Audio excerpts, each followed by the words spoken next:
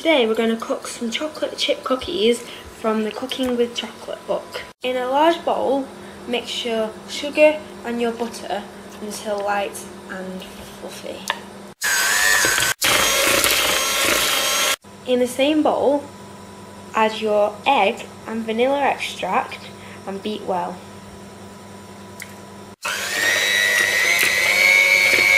Your mixture should then be smooth and runny and look a little bit like a cake batter, but just a little bit darker.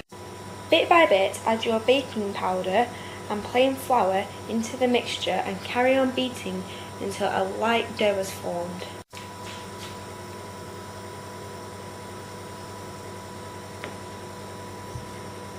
At this point, your dough should hold stiff peaks like this without falling off, but it also should be too sticky to work with, as this is an easy biscuit recipe and you don't need the hassle of rolling out your cookies and cutting them. Now to my favourite part. We're going to slowly add the chocolate chips in, and we're not going to mix fast so they don't all clog up in one corner. We want the chocolate chips to be all through the batter so that each biscuit has the even amount of chocolate chips in. You may also save a few to add to the top of your biscuits once they've been made.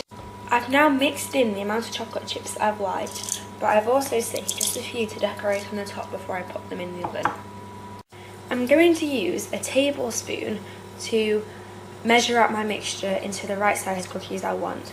I would usually use an ice cream scoop and scoop my mixture like that, but I can't find it at the moment.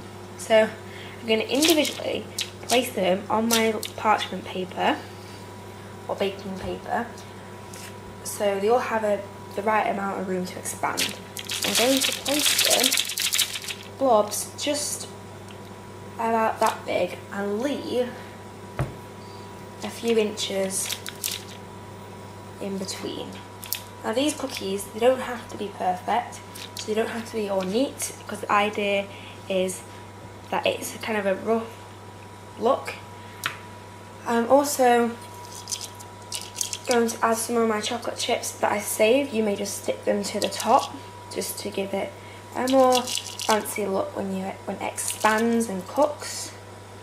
And I'm going to do these with the rest of my cookies and cook them in the oven for 15 to 20 minutes at gas mark.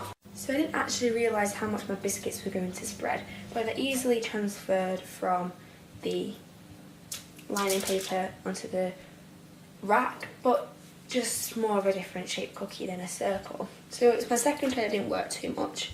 They're quite nice cookies and you have spread a lot, but I liked how they spread because that meant I could cut them into different sizes like triangles, which kind of looks really cool, and also I could still have the basic circle cookie.